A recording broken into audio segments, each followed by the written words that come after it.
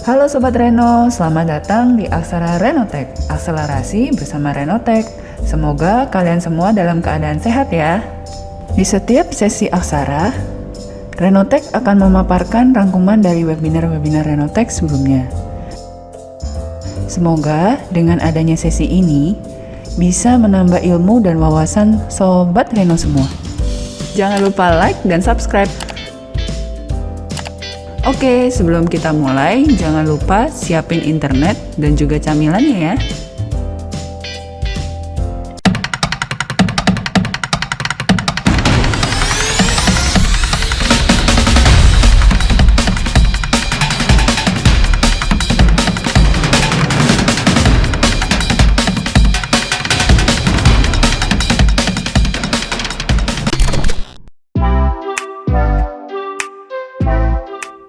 Kalian pasti pernah melihat garis hitam berkode yang tertempel di tiap kemasan seperti makanan ringan, minuman kaleng, atau karcis parkir.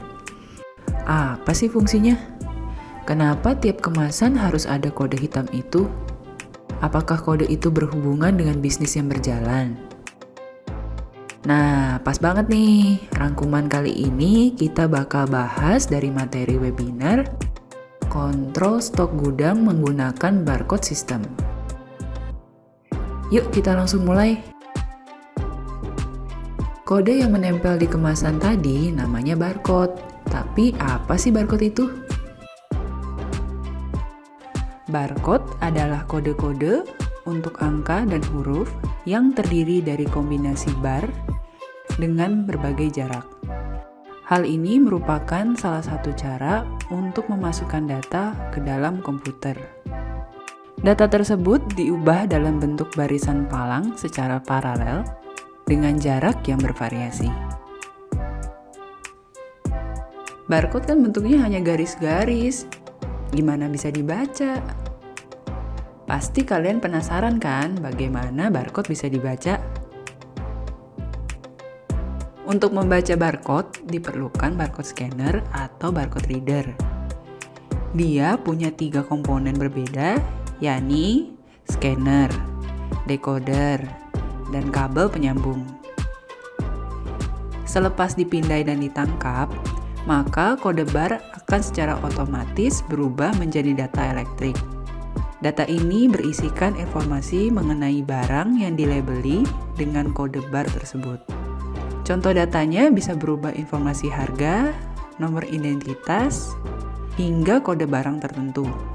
Data inilah yang kemudian dikirimkan ke komputer. Di dalam komputer, data elektrik tadi ditampilkan dalam format yang sederhana, berupa angka atau kode yang sudah ditentukan. Ada beberapa macam tipe barcode atau biasa disebut sebagai simbologi barcode. Yang pertama, simbologi linier atau biasa disebut dengan barcode satu dimensi.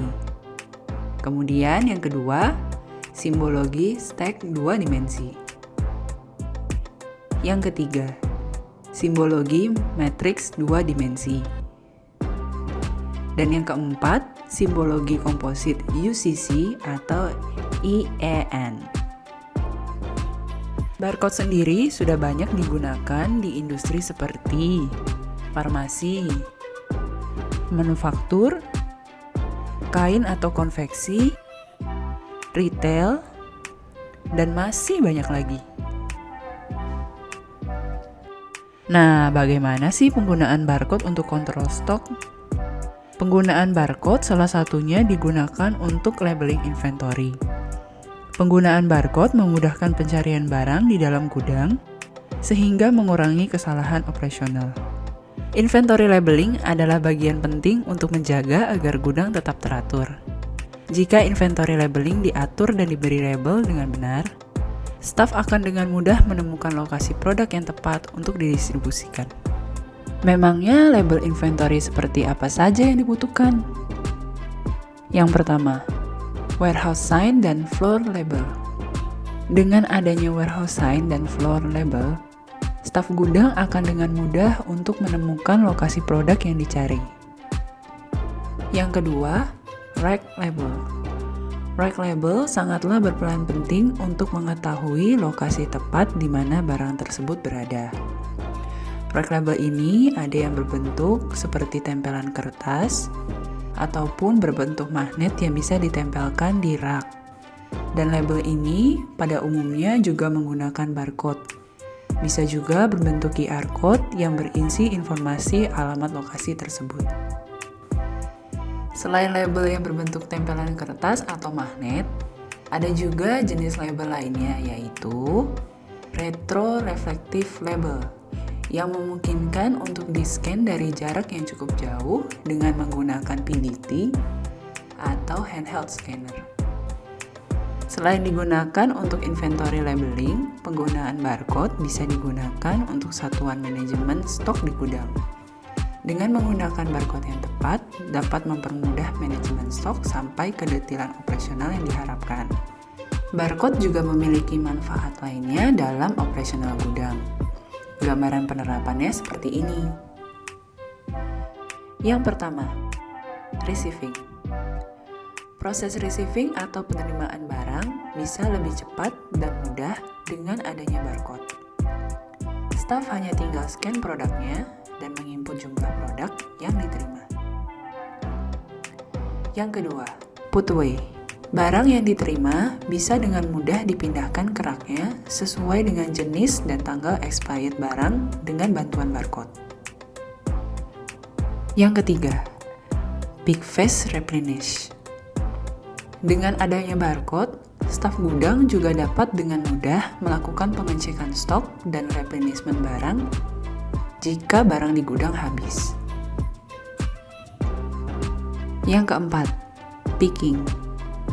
Pada saat ada order, lokasi barang akan dengan mudah ditemukan oleh picker dengan adanya bantuan barcode, sehingga proses pengambilan barang jadi lebih cepat.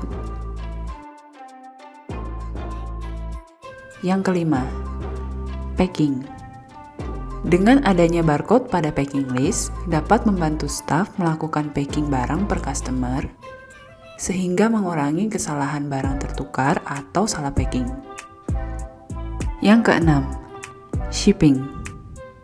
Dengan adanya print barcode pada list pengiriman, dapat membantu staf dalam proses grouping pengiriman, sehingga memudahkan pada saat loading truk dan membantu untuk mengurangi kesalahan dalam pemenuhan order ke customer. Tidak hanya dalam operasional gudang saja, barcode juga bisa digunakan customer dalam pengecekan pada saat penerimaan barang. Seperti yang sudah dijelaskan sebelumnya, tipe barcode itu beragam, dan untuk saat ini, QR Code sedang menjadi primadona. Apa sih itu QR Code? QR Code merupakan singkatan dari Quick Response atau respon cepat. Sesuai dengan tujuannya, yaitu untuk menyampaikan informasi dengan cepat dan mendapatkan respon yang cepat pula. QR Code sendiri memiliki kelebihan sebagai berikut.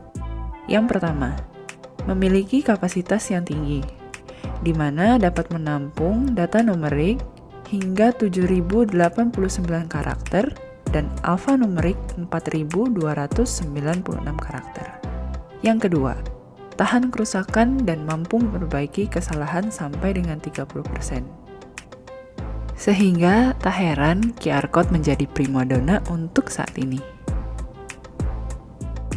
Dalam pemanfaatannya, QR Code terdiri dari dua jenis, yaitu yang pertama, Dynamic QR Code. Dynamic QR Code adalah jenis QR Code yang bisa diperbaharui, disunting, maupun diubah sebanyak mungkin.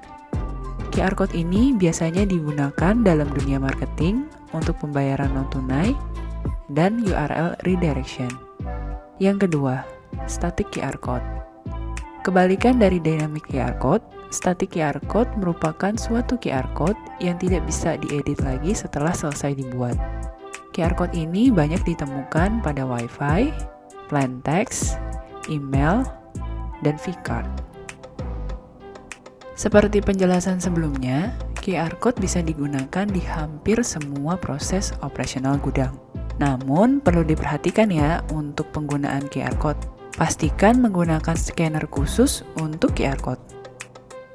Di luar gudang, QR Code sendiri dinilai lebih praktis daripada pendahulunya, yaitu barcode.